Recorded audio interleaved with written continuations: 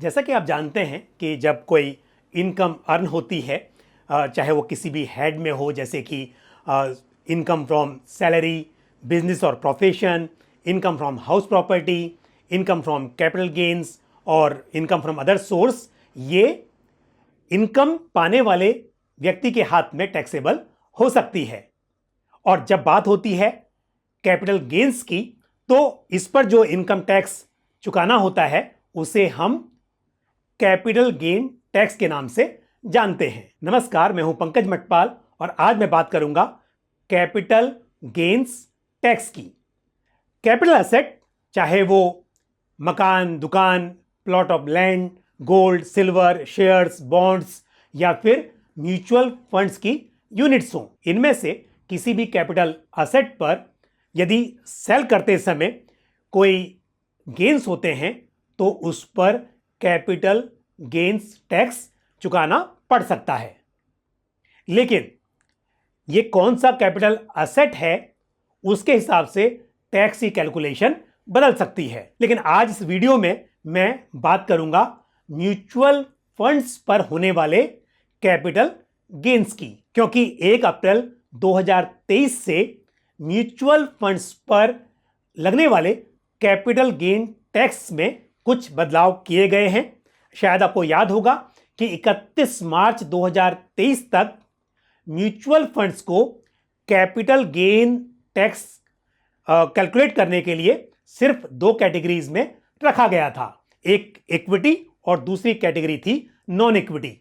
Equity category यानी कि वो सभी म्यूचुअल फंड्स जहां पर स्कीम के टोटल असेट का मिनिमम 65% एलोकेशन डोमेस्टिक इक्विटी और इक्विटी रिलेटेड इंस्ट्रूमेंट्स में हुआ हो, और दूसरी कैटेगरी जहां पर स्कीम के टोटल असेट का टोटल एलोकेशन इक्विटी में 65% से कम हो। लेकिन 1 अप्रैल 2023 से यहां पर 3 कैटेगरीज बना दी गई हैं। पहली कैटेगरी जहां पर इक्विटी एलोकेशन 65% या उससे अधिक हो, यानी कि जो पहले भी कैटेगरी अवेलेबल थी इक्विटी कैटेगरी, तो वो ज्यों की त्यों है। लेकिन दूसरी कैटेगरी वो आती है जहां पर इक्विटी एलोकेशन 35% से कम हो। तो यानी कि डेट ओरिएंटेड म्यूचुअल फंड्स जैसे कि liquid funds, overnight funds, dynamic bond funds, low duration fund, ultra short duration funds, floater funds, ये सभी इस कैटेगरी में आएंगे। साथ ही gold fund of funds, silver fund of funds या इंटरनेशनल फंड्स भी इसी कैटेगरी में आएंगे, क्योंकि इन फंड्स में इक्विटी एलोकेशन यानी कि डोमेस्टिक इक्विटी में एलोकेशन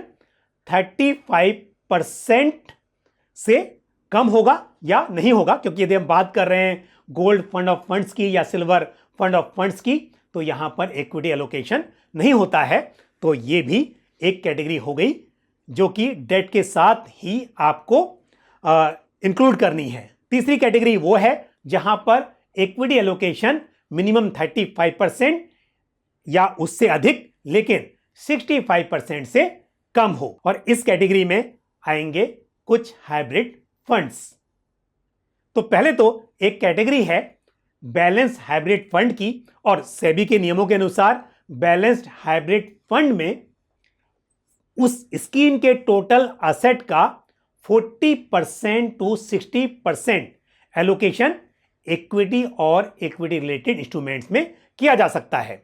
तो जैसा मैंने कहा, यदि हम इस कैटेगरी की बात कर रहे हैं बैलेंस हाइब्रिड फंड की, तो यहां पर क्योंकि 65% से कम एलोकेशन है, क्योंकि मैक्सिमम 60% ही हो सकता है इक्विटी में, और 40% मिनिमम होना है। तो जैसा कि इस कैटेगरी की डेफिनेशन है टैक्स के लिए कि 35% या उससे अधिक, तो यानी कि बैलेंस्ड हाइब्रिड फंड्स इस कैटेगरी में आते हैं। अब हाइब्रिड फंड में एक कैटेगरी होती है कंजर्वेटिव हाइब्रिड फंड, और सेबी का मैंडेट यह है कि कंजर्वेटिव हाइब्रिड फंड में इक्विटी एलोकेशन 10% to 25% हो सकता है उस स्कीम के टोटल असेट का। तो अब क्योंकि यहां पर 10% टू 25% हो रहा है, तो ये भी आ गया उस कैटेगरी में जहां पर इक्विटी एलोकेशन 35% से कम होना चाहिए। यानी कि डेट ओरिएंटेड म्यूचुअल फंड्स के साथ ही आप कंजर्वेटिव हाइब्रिड फंड्स को भी रखेंगे। एक है अग्रेसिव हाइब्रिड फंड्स। अब अग्रेसिव हाइब्रिड फंड्स में इक्विटी एलोकेशन मिनिमम 65% होना मैंडेटरी है।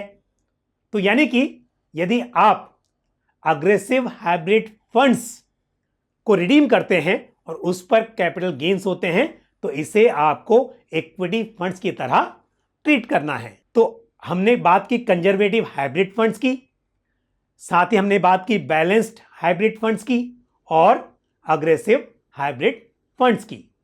अब बात करते हैं डायनेमिक एसेट एलोकेशन फंड्स या बैलेंस एडवांटेज फंड्स की। और इस कैटेगरी के फंड्स में देखा जाता है कि अक्सर इक्विटी एलोकेशन 65% या उससे अधिक रहता है। लेकिन यहां पर क्योंकि सेबी का मैंडेट यह है कि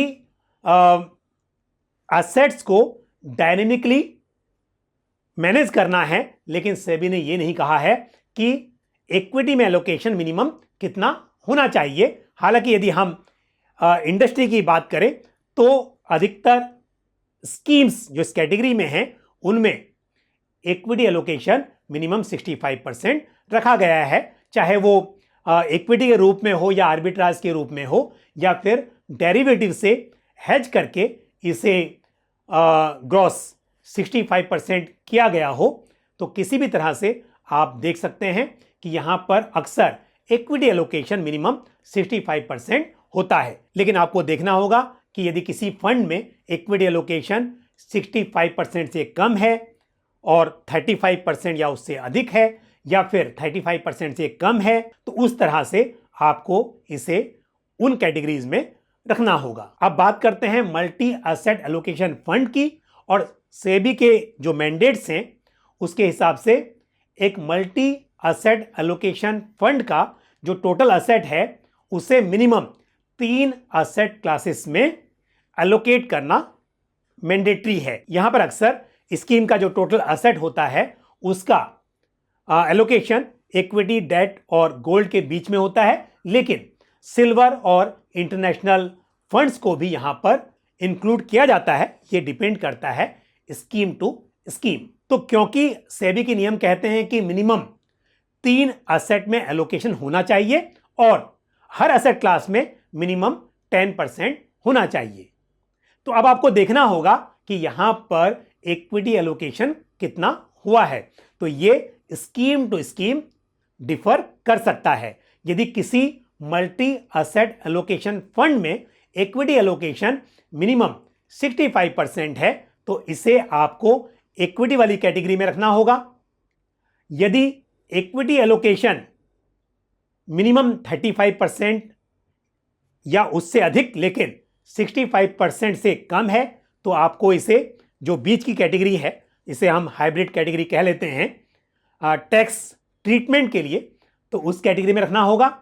और यदि किसी मल्टी एसेट एलोकेशन फंड में इक्विटी एलोकेशन 35% से कम है, यानी कि उस स्कीम का जो टोटल एसेट है उसका इक्विटी में एलोकेशन 35% से कम है, तो इसे आप डेट कैटेगरी में रखेंगे। तो यदि किसी स्कीम का एलोकेशन यदि एक से अधिक एसेट क्लास में होता है तो डेफिनेटली वो हाइब्रिड फंड है, लेकिन कैपिटल गेन टैक्स कैलकुलेट करने के लिए आपको देखना होगा कि आपको 3 में से किस कैटेगरी में उसे रखना है।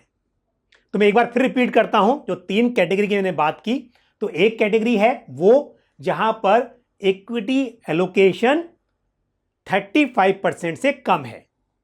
दूसरी कैटेगरी जहां पर मिनिमम 35% या उससे अधिक लेकिन 65% से कम है। और तीसरी कैटेगरी जहां पर इक्विटी एलोकेशन मिनिमम 65% या उससे अधिक है। अब आते हैं कि इस पर कैपिटल गेन टैक्स कैसे कैलकुलेट होगा। तो सबसे पहले हम बात कर लेते हैं उस कैटेगरी की जहां पर इक्विटी एलोकेशन 35% से कम है, यानी कि जैसा मैंने शुरुआत में कहा, date oriented mutual funds, conservative hybrid funds, gold fund of funds, silver fund of funds या फिर इंटरनेशनल फंड्स। यहां पर आपको ज्यादा कुछ याद नहीं करना है। यहां पर ना कुछ शॉर्ट टर्म है ना लॉन्ग टर्म है।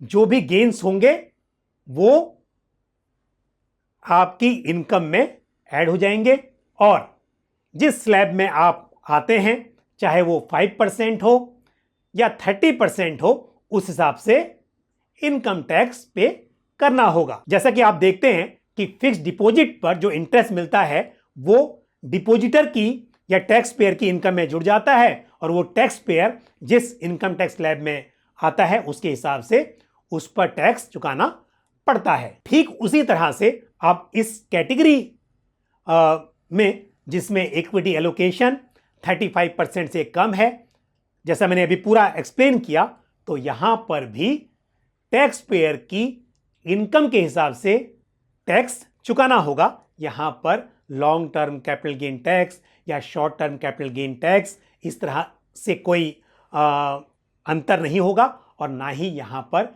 स्पेशल टैक्स ट्रीटमेंट अप्लाई होगा। अब बात करते हैं ऐसे फंड्स की जहां पर इक्विटी एलोकेशन 65% या उससे अधिक है। मैंने शुरुआत में ही पूरा एक्सप्लेन किया कि इसमें कौन कौन से फंड्स आ सकते हैं। यहां पर आपको ध्यान देना होगा कि शॉर्ट टर्म और लॉन्ग टर्म क्या कहलाता है। यदि होल्डिंग पीरियड 12 मंथ्स या उससे कम होगा तो यह कहलाएगा शॉर्ट टर्म, और यदि होल्डिंग पीरियड जो है यानी कि यूनिट्स को आपने जिस समय के लिए होल्ड किया हुआ है वो 12 मंथ से अधिक है तो यह कहलाएगा लॉन्ग टर्म। और short term capital gain tax ऐसे इक्विटी फंड्स पर 15% के रेट से एप्लीकेबल होता है।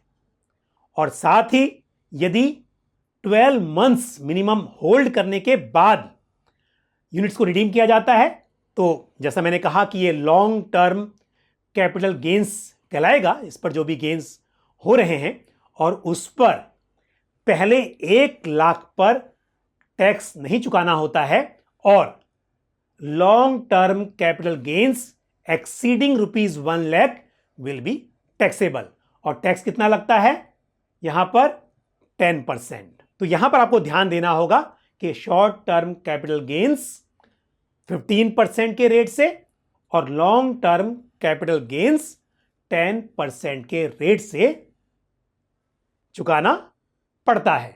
और साथ ही आपको याद दिला दूं कि जब भी हम इनकम टैक्स की बात करते हैं तो जो भी टैक्स निकल कर आता है उसके ऊपर 4% का हेल्थ एंड एजुकेशन सेस भी होता है। तो जब हम बात करते हैं 10% की, ये हो जाता है 10.40, और जब हम बात करते हैं 15% की तो ये हो जाता है 15.60%। और अब बात कर लेते हैं उस कैटेगरी की जहां पर इक्विटी एलोकेशन 35% या उससे अधिक लेकिन 65% से कम होगा।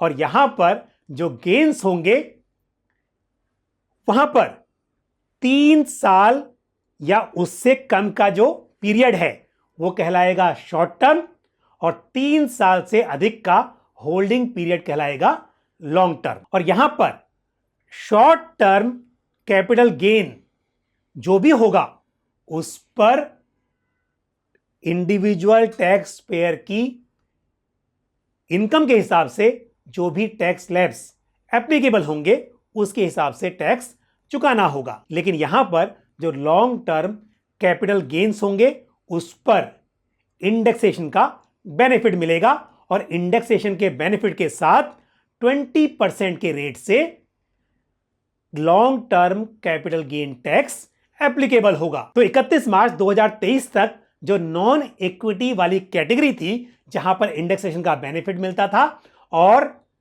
स्पेशल रेट यानी कि 20% के रेट से टैक्स एप्लीकेबल होता था, वो अब सिर्फ इस कैटेगरी पर लागू रहेगा। लेकिन एक बात ध्यान रहे कि ये सब सिर्फ उन यूनिट्स पर एप्लीकेबल होगा जो 1 अप्रैल 2023 या उसके बाद परचेस की गई हों। उससे पहले यानी कि 31 मार्च 2023 तक जो भी इन्वेस्टमेंट कर दिया गया है उस पर पुराने नियमों के तहत ही कैपिटल गेन टैक्स एप्लीकेबल होगा। तो अब यदि आप म्यूचुअल फंड्स में इन्वेस्ट कर रहे हैं या फिर उन यूनिट्स को रिडीम करते हैं तो आपको यह जरूर ध्यान देना होगा कि आपकी स्कीम में इक्विटी का एलोकेशन कितना परसेंट है और उस पर किस हिसाब से शॉर्ट टर्म या long term capital gain tax चुकाना पड़ सकता है। तो आज के इस वीडियो में हमने बात की कैपिटल गेन्स की और उस पर लगने वाले कैपिटल गेन टैक्स की। मुझे उम्मीद है ये जानकारी आपको पसंद आई होगी। यदि कैपिटल गेन से संबंधित आपका कोई सवाल या सुझाव हो तो आप कमेंट बॉक्स में पोस्ट कर सकते हैं। आज के इस वीडियो में इतना ही। मुझे दीजिए इजाजत, अगले वीडियो में फिर आपसे मुलाकात होगी। थैंक यू, जय हिंद। म्यूचुअल फंड निवेश बाजार जोखिमों के अधीन है। योजना से संबंधित सभी दस्तावेजों को ध्यान से पढ़ें।